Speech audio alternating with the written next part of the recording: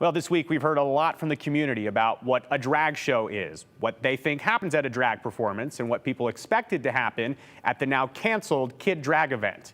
We've heard a lot from everyone, but the actual drag community themselves.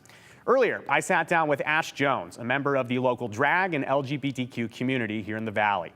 And as Ashe spoke with me about the drag community and what it looks like in Boise, we also talked about what was actually planned for the now canceled event. We also chatted about the heightened controversy and attention now on the Boise LGBTQ community.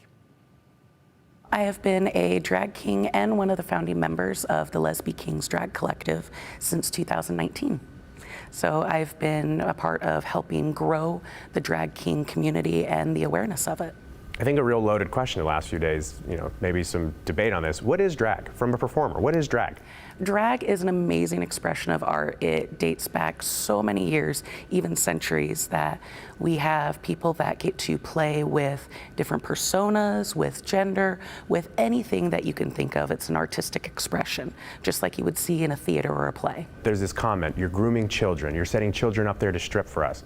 I don't think anyone, rationally thought that's really what's going to happen. No, there is no way we would even allow something like that to happen. I've been a part of all ages shows before, and one thing that every person that's been a part of it, whether you're a performer or you're behind the scenes, the main tone that we want to keep whenever we have more than anybody that's over 18, if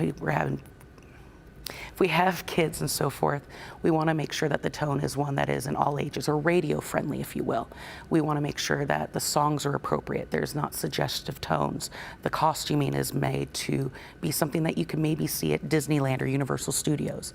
It's got something that's more welcoming for everybody. And kind of like, in movies, you can have a XXX R-rated movie. There are also rated G movies out there. Exactly. Is that a fair comparison? Movies and drag, it's just a whole spectrum? That would be a perfect comparison. I would not take any of my nieces or nephews to certain movies that I would take my friends with. But there are still movies that I would go and take them, and I know they would enjoy seeing because they're meant for all ages. What are you and members of the community feeling in recent days? I imagine it's been difficult. A lot of anger. 100% a lot of anger, because these kids are heartbroken. These are kids that they wanted opportunities to be on stage and just be themselves. That is now taken from them. There are not a lot of opportunities or venues for them to do that. And there's a lot of sadness, because now we're having to tell these kids, we're sorry for your safety.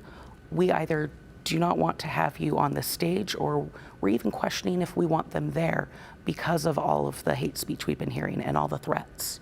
I've got my godniece that I'm even questioning bringing her to Pride at all, because I don't want anything happening. What was that event going to be? There's a lot of people that say this is what it's going to be. I know that's what they're going to do. As someone who's involved directly, what was that event going to look like?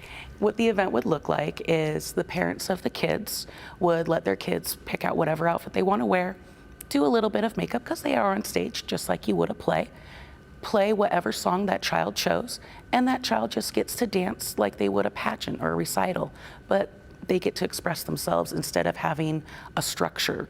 So in a recital, your instructor may have given you your costume, uniform, and so forth. The child gets to choose whatever they wanted, and that was it. As soon as they're done, they go off stage, they'd hang out with their parents or their family, go enjoy the rest of Pride. Same thing with drag story time.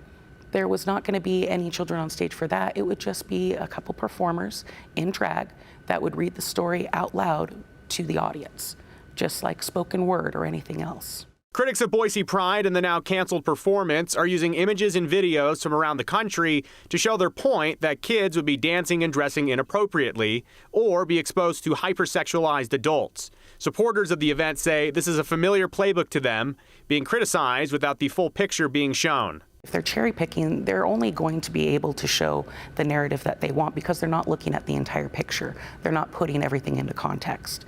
What we do in bars such as the Balcony or Somewhere Bar is not what we would do in front of children. The Idaho LGBTQ community is facing messages accusing them of grooming young children and being pedophiles in general. There are serious accusations that the drag and LGBTQ community in Boise say they are not a stranger to. Once again, they say they continue to defend themselves against outlandish claims that have no basis in reality. We find, especially in our community, we've found everything from, if you're an adult, they'll throw slurs out. If hateful words that obviously I'm not going to repeat, but I've heard several times in my life. When they can't get footing that way, they will go towards the vulnerable. We're protective of our children. They're going to try and hit us by attacking us and accusing us of things with our children, because they know that's going to be something that will rile up and get angry. We will want to fight back because you're making a blatant accusation that is completely incorrect. But it's also because they don't understand things. If they don't know how to understand us, there's going to be that divide, and they're going to use everything that they can to try and get under our skin just to get their message across.